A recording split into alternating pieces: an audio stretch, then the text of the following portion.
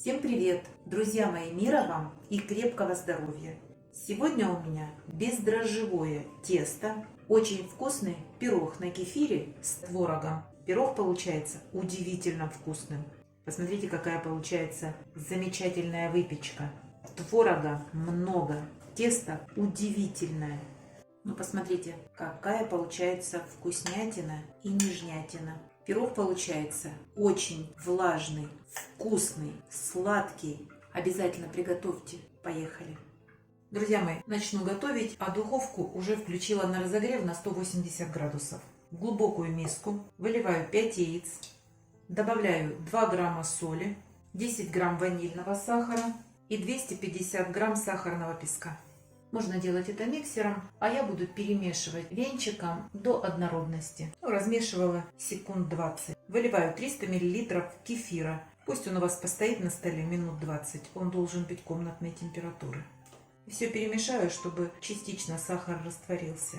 Добавляю 5 грамм соды, это пол чайной ложки. Перемешиваю и сразу же добавляю 130 грамм растительного масла. Смешаю до однородности, чтобы на поверхности не оставалось растительного масла. 450 грамм просеянной муки высшего сорта. Добавляю 10 грамм разрыхлителя для теста. И все перемешаю.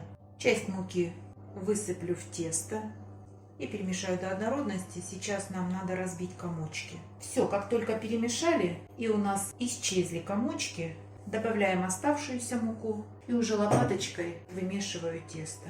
Друзья мои, вполне такое тесто можно готовить с помощью миксера. Все добавляйте поочередно и взбивайте. Обязательно пройдитесь по донышку и соберите тесто со стенок.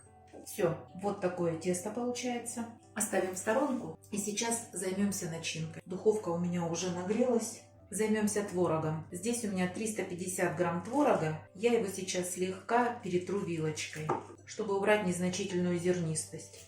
Можете брать творог в пачках, 2 пачки весом 180-200 грамм будет достаточно.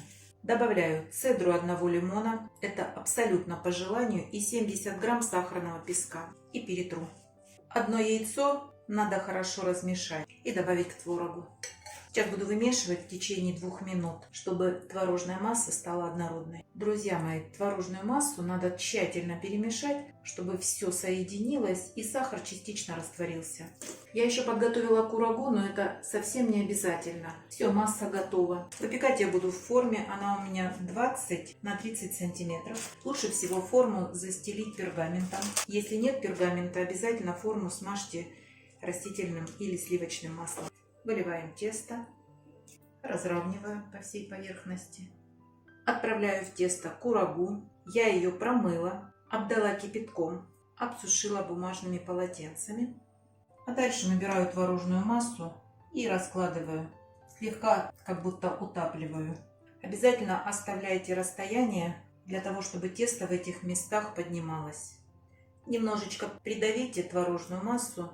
Все, друзья мои, отправляю в духовку, разогретую до 180 градусов. Время выпекания 40-45 минут. Друзья мои, пирог готов. Выпекался 45 минут при 180 градусах, только низ подогрев на среднем уровне. Готовность проверяйте деревянной шпажкой, на выходе она должна быть сухая. Сейчас остынет и разрежу, покажу, какой он внутри. А вы, друзья, не забывайте подписываться на наш с Петровичем канал. Пока-пока!